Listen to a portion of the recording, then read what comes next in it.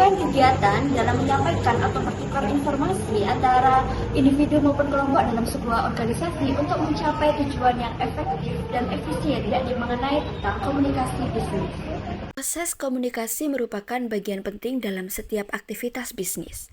Komunikasi yang baik akan membantu perusahaan mencapai tujuan, mengambil keputusan, mengukur hasil kerja, merekrut karyawan, melayani konsumen, melakukan negosiasi dengan pemasok, hingga menghasilkan produk yang berkualitas. Sebaliknya, apabila komunikasi tidak berjalan dengan baik, maka akan muncul kesalahpahaman yang dapat menghambat kerjasama antar organisasi. Oleh karena itu, komunikasi menjadi fondasi utama dalam mencapai tujuan bersama. Menurut Miller, pada tahun 2012, komunikasi direncanakan dengan baik mampu meningkatkan efektivitas dalam organisasi. Komunikasi yang efektif akan meningkatkan produktivitas kerja, membangun rasa percaya antar pegawai, serta menciptakan kerjasama yang lebih baik melalui pertukaran informasi dan umpan baik secara berkelanjutan.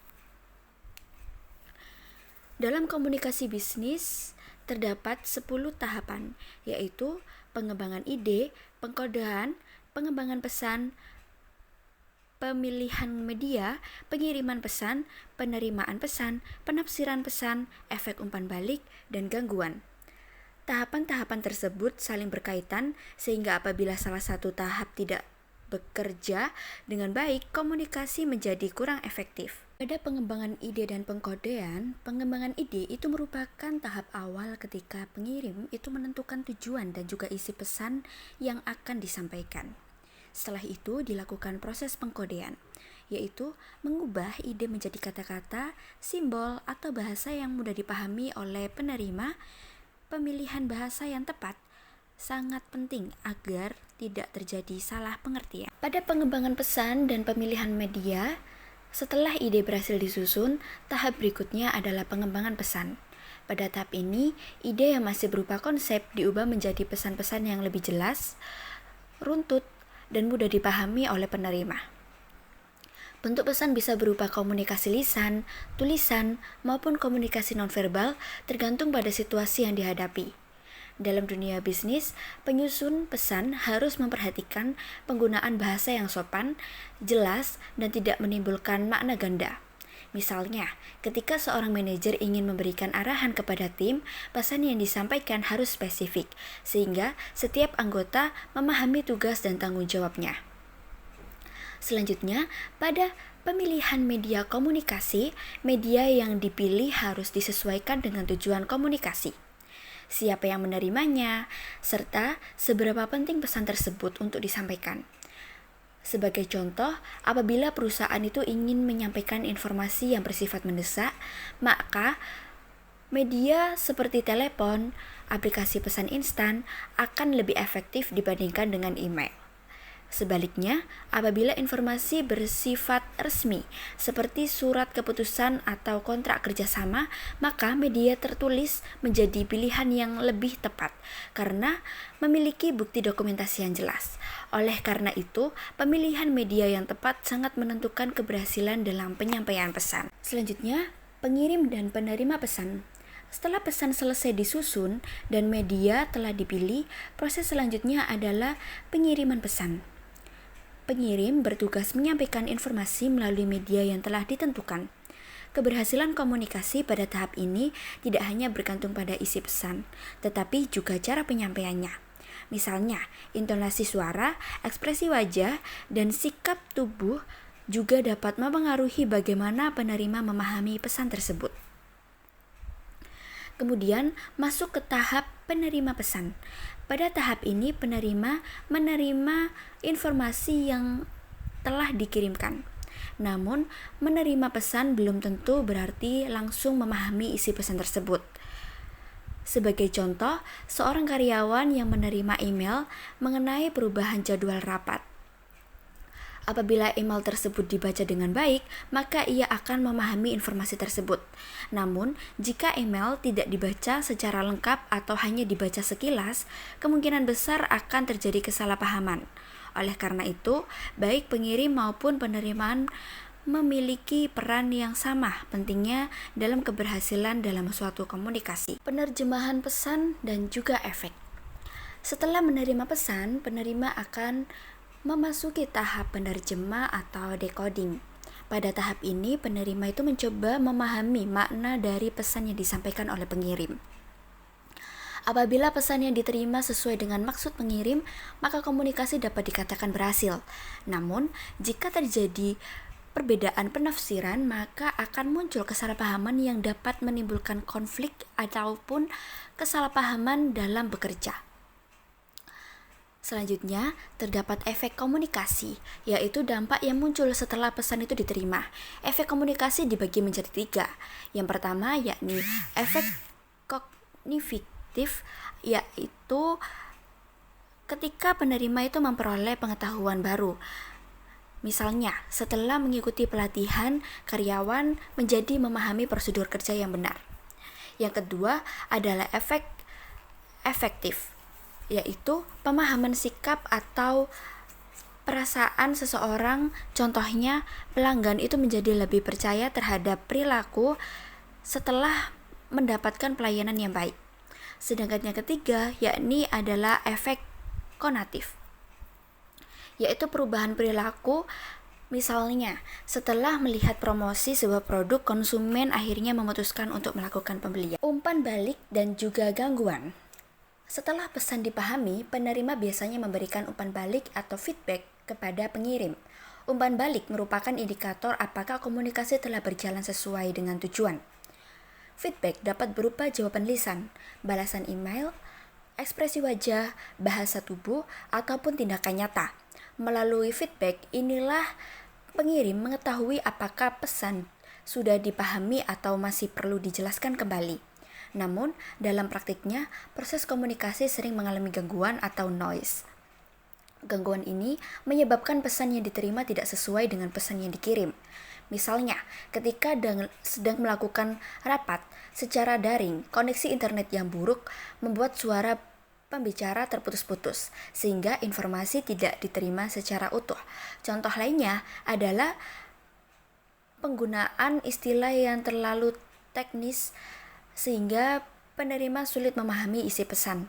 Karena itu, adanya feedback sangat membantu dalam mengurangi kesalahan dalam komunikasi. Dalam tahapan proses komunikasi bisnis, terdapat 8 gangguan yang nantinya akan mempengaruhi dalam komunikasi bisnis. Yang pertama, ada fisik, yang kedua ada psikologi, kemudian ada budaya, kemudian ada struktur organisasi, ada juga dari persepsi, sikap, dan juga teknologi. Jenis gangguan komunikasi. Gangguan komunikasi dapat berasal dari berbagai macam faktor. Yang pertama ada gangguan fisik. Misalnya, suara bising, ruang yang ramai, atau koneksi internet yang buruk. Selanjutnya, ada gangguan psikologis. Terjadi ketika seseorang itu sedang marah, stres, atau cemas, sehingga sulit memahami informasi. Ketiga, ada gangguan semantik. Muncul karena penggunaan kata atau istilah yang memiliki banyak makna atau terlalu sulit dipahami. Selanjutnya, yang keempat, ada gangguan budaya. Terjadi karena adanya perbedaan bahasa, kebiasaan, maupun nilai yang dianut oleh masing-masing individu. Selain itu, terjadi gangguan yang berasal dari struktur organisasi. Misalnya, jalur komunikasi yang terlalu panjang sehingga informasi berubah sebelum sampai kepada penerima. Kemudian ada gangguan karena sikap dan juga persepsi, yaitu ketika seseorang sudah memiliki prasangka terhadap lawan bicara sehingga pesan tidak diterima secara objektif. Yang terakhir adalah gangguan teknologi. Misalnya, server bermasalah, mikrofon yang rusak, atau aplikasi komunikasi mengalami error. Semua gangguan tersebut perlu diminimalkan agar komunikasi bisnis dapat berjalan secara efektif. Model proses komunikasi. Setelah memahami tahapan komunikasi, kita juga perlu mengetahui model komunikasi. Model komunikasi merupakan gambaran sederhana yang menjelaskan bagaimana proses komunikasi itu nantinya akan berlangsung. Dengan adanya model komunikasi, perusahaan dapat memahami hubungan antara pengirim, pesan, media, penerima, hingga umpan balik. Selain itu, model komunikasi juga membantu organisasi menemukan letak pemahaman apabila komunikasi tidak berjalan dengan baik. Fungsi model komunikasi. Model komunikasi memiliki beberapa fungsi penting. Yang pertama, membantu mengorganisasi informasi sehingga alur komunikasi menjadi lebih dipahami. Kedua, membantu menjelaskan fakta-fakta komunikasi yang sebelumnya sulit diamati secara langsung. Yang ketiga, model komunikasi dapat digunakan untuk memprediksi bagaimana sebuah pesan akan diterima oleh orang lain. Dengan demikian, perusahaan dapat memilih strategi komunikasi yang lebih efektif. Selain itu, model komunikasi juga banyak digunakan dalam penelitian sebagai dasar untuk menganalisis keberhasilan maupun kegagalan komunikasi di dalam organisasi. Jadi, dapat disimpulkan bahwa model komunikasi bukan hanya teori, tapi juga memiliki manfaat praktis dalam kehidupan sehari-hari maupun dalam dunia bisnis. Terdapat beberapa model dalam proses komunikasi bisnis. Yang pertama ada model stimulus, kemudian ada model linear atau satu arah, kemudian ada model interaktif, dan juga yang terakhir ada model transaksional. Selanjutnya kita akan masuk pada model stimulus respon atau SR. Model ini merupakan salah satu model komunikasi yang paling sederhana. Konsep utamanya adalah komunikasi terjadi karena adanya stimulus atau rangsangan yang kemudian menghasilkan respon atau tanggapan dari pihak lain. Stimulus dapat berupa kata-kata, gambar, simbol, suara, maupun tindakan yang mampu menarik perhatian seseorang. Setelah menerima stimulus tersebut, penerima akan memberikan respon sesuai dengan apa yang dipahami atau dirasakannya. Dalam model ini, manusia dianggap lebih bersifat pasif karena hanya memberikan respon terhadap rangsangan yang diterima. Artinya, komunikasi itu dianggap berhasil apabila stimulus mampu memunculkan respon yang diharapkan. Contohnya adalah dalam dunia bisnis, ketika sebuah perusahaan itu memasang iklan promo, diskon 50 hingga hari ini. Iklan tersebut merupakan stimulus jika konsumen kemudian datang ke toko atau melakukan pembelian secara online, maka tindakan tersebut merupakan respon.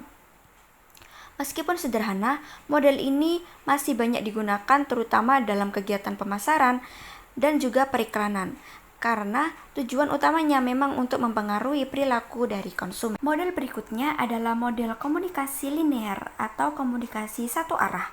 Pada model ini, komunikasi hanya berjalan dari pengirim menuju penerima tanpa adanya umpan balik secara langsung. Karena tidak ada feedback, pengirim tidak dapat mengetahui apakah pesan benar-benar dipahami oleh penerima. Oleh sebab itu, model ini biasanya digunakan ketika tujuan komunikasi hanya untuk menyampaikan informasi. Contohnya yang paling mudah adalah siaran berita di televisi, iklan radio, pengumuman melalui pengeras suara, ataupun pidato resmi. Dalam situasi tersebut, penerima hanya mendengarkan informasi tanpa memberikan tanggapan secara langsung. Dalam dunia bisnis, komunikasi linear sering digunakan saat perusahaan mengumumkan kebijakan baru kepada seluruh karyawan atau ketika perusahaan menyampaikan informasi promosi kepada masyarakat luas. Kelebihan model ini adalah menyampaikan informasi menjadi lebih cepat dan dapat menjangkau banyak orang sekaligus. Namun kekurangannya adalah resiko terjadi kesalahpahaman lebih besar karena tidak ada kesempatan untuk bertanya atau memberikan klarifikasi atau umpan balik. Berbeda dengan model sebelumnya, selanjutnya kita akan membahas tentang model interaktif.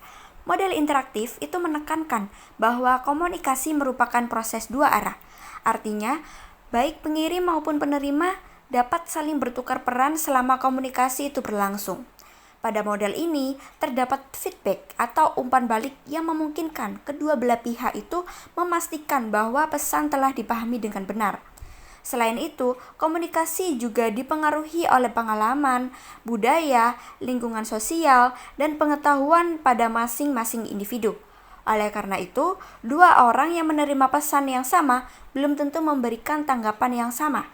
Contoh penerapan model interaktif pada bisnis, yakni ketika seorang pelanggan itu menghubungi layanan customer service.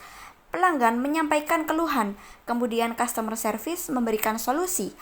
Selain itu, pelanggan kembali memberikan tanggapan hingga masalah-masalah benar-benar selesai. Model ini dianggap lebih efektif dibandingkan komunikasi satu arah karena adanya kesempatan untuk berdiskusi, mengklarifikasi informasi, dan juga mengurangi kesalahpahaman. Model selanjutnya adalah model komunikasi transaksional.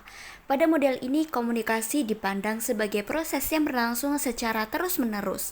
Setiap individu dapat menjadi pengirim sekaligus penerima pesan secara bergantian. Artinya, komunikasi bukan hanya sekedar menyampaikan informasi, tetapi juga membangun hubungan dan kerjasama antara kedua belah pihak. Model ini banyak digunakan dalam dunia bisnis karena sebagian besar aktivitas perusahaan melibatkan proses negosiasi, diskusi, koordinasi, hingga pengambilan keputusan bersama. Sebagai contoh, saat melakukan negosiasi dengan supplier, kedua belah pihak sama-sama menyampaikan informasi, mendengarkan pendapat lawan bicara, memberikan tanggapan, kemudian mencari solusi yang menguntungkan kedua belah pihak. Karena melibatkan interaksi yang aktif, model transaksional mampu membangun hubungan kerja yang lebih baik serta meningkatkan kepercayaan antara pihak-pihak yang berkomunikasi atau pihak-pihak yang bersangkutan. Setelah memahami berbagai model komunikasi, kita juga perlu mengetahui arah komunikasi dalam organisasi. Komunikasi dalam organisasi tidak hanya berlangsung dari atasan kepada bawahan, tetapi juga dapat berlangsung dari bawahan kepada atasan, maupun antar rekan kerja yang memiliki jabatan yang setara. Setiap arah komunikasi memiliki fungsi yang berbeda. Komunikasi dari atasan biasanya berisi instruksi atau kewajiban atau kebijakan. Sedangkan komunikasi dari bawahan berisi laporan, saran, maupun evaluasi. Sementara itu, komunikasi antar bagian sangat penting untuk menjaga koordinasi sehingga pekerjaan dapat berjalan secara efektif dan tujuan organisasi dapat tercapai bersama. Komunikasi satu arah merupakan proses penyampaian informasi tanpa adanya tanggapan langsung dari penerima. Model komunikasi ini biasanya digunakan ketika informasi harus segera disampaikan kepada banyak orang dalam waktu yang singkat. Contohnya adalah pengumuman jam kerja baru, instruksi keselamatan kerja, atau pemberitahuan mengenai jadwal rapat. Kelebihan komunikasi satu arah adalah lebih cepat dan juga efisien, namun di sisi lain kelemahannya adalah pengirim tidak mengetahui apakah penerima benar-benar memahami informasi yang disampaikan. Oleh karena itu, komunikasi satu arah lebih cocok digunakan untuk informasi yang sederhana dan tidak memerlukan diskusi lebih lanjut. Berbeda dengan komunikasi satu arah, kita akan membahas kembali mengenai komunikasi dua arah. Jadi, komunikasi dua arah itu melibatkan interaksi antara pengirim dan juga penerima. Dalam komunikasi ini terdapat proses bertanya, menjawab, memberikan pendapat, hingga menyampaikan umpan balik sehingga kedua belah pihak dapat memastikan bahwa pesan telah dipahami dengan benar. Sebagai contoh, ketika seorang manajer itu mengadakan rapat dengan timnya, setiap anggota diberikan kesempatan untuk memberikan masukan maupun mengajukan pertanyaan. Dengan demikian, keputusan yang diambil akan lebih tepat karena mempertimbangkan berbagai sudut pandang. Komunikasi dua arah juga mampu meningkatkan rasa saling percaya, memperkuat kerjasama tim, serta meningkatkan kesalahpahaman di dalam organisasi. Oleh karena itu, komunikasi dua arah lebih banyak diterapkan dalam kegiatan koordinasi maupun pelayanan pelanggan. Komunikasi efektif. Komunikasi dikatakan efektif apabila pesan yang disampaikan mampu menghasilkan perubahan sesuai tujuan yang diharapkan. Perubahan tersebut dapat berupa bertambahnya pengetahuan, berubahnya sikap, ataupun munculnya tindakan nyata dari penerima pesan. Dalam dunia bisnis, komunikasi yang efektif sangat penting karena berpengaruh terhadap kualitas pelayanan, kepuasan pelanggan, produktivitas kerja, hingga keberhasilan perusahaan dalam mencapai target.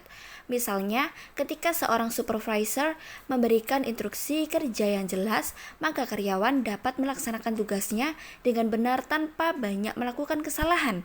Oleh sebab itu, sebagai organisasi perlu membangun sistem komunikasi yang terbuka, jelas, dan mudah dipahami oleh seluruh anggotanya. Manfaat komunikasi efektif. Komunikasi yang efektif memberikan banyak manfaat bagi individu maupun organisasi.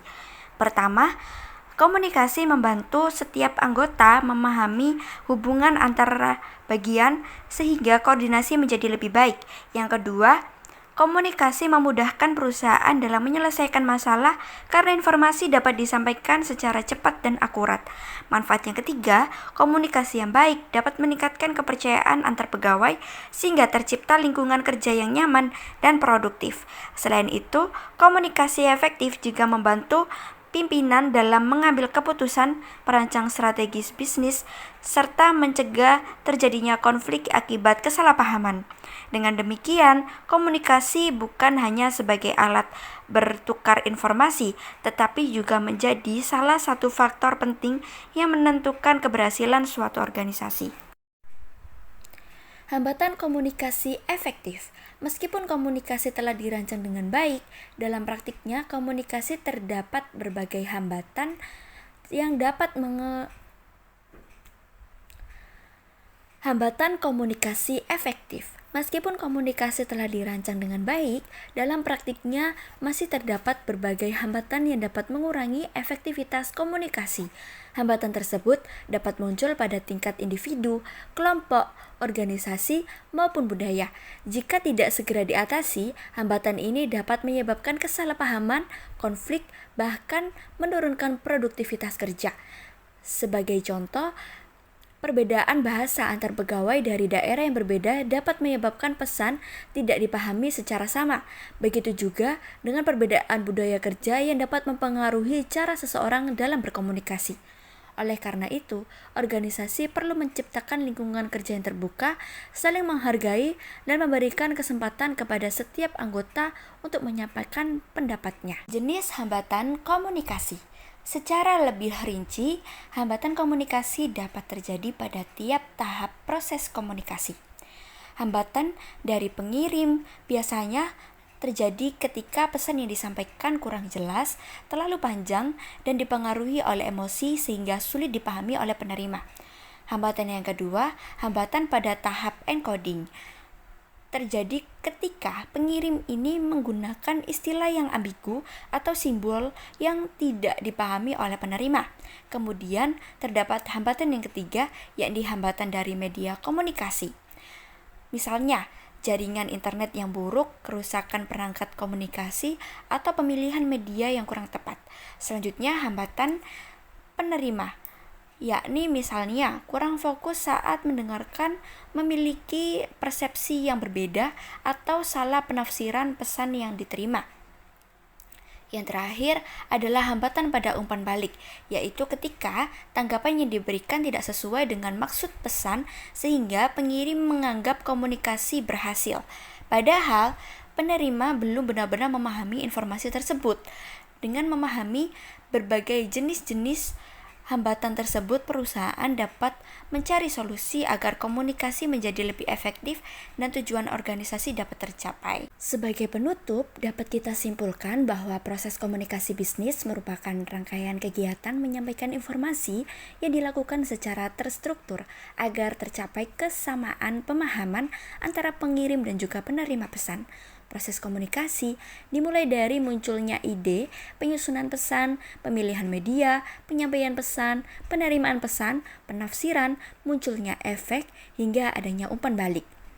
Seluruh tahapan tersebut saling berkaitan dan tidak dapat dipisahkan.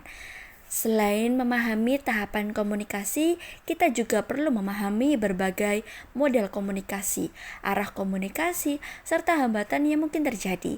Dengan memahami hal-hal tersebut, perusahaan dapat membangun komunikasi yang lebih efektif sehingga mampu meningkatkan koordinasi kerja, memperkuat hubungan antar pegawai, meningkatkan kepuasan pelanggan, serta mendukung proses pemilihan keputusan. Jadi, dapat disimpulkan bahwa komunikasi bukan hanya sekedar penyampaian informasi, tetapi merupakan salah satu faktor utama yang menentukan keberhasilan suatu organisasi maupun perusahaan dalam mencapai tujuan yang telah ditetapkan. Dari beberapa hal yang telah saya sampaikan mengenai tentang proses komunikasi bisnis, terdapat 2 poin yang dapat diambil. Poin yang pertama, jika komunikasi tersebut dilakukan dengan metode linier atau satu arah, maka komunikasi tersebut harus jelas dan mudah dipahami.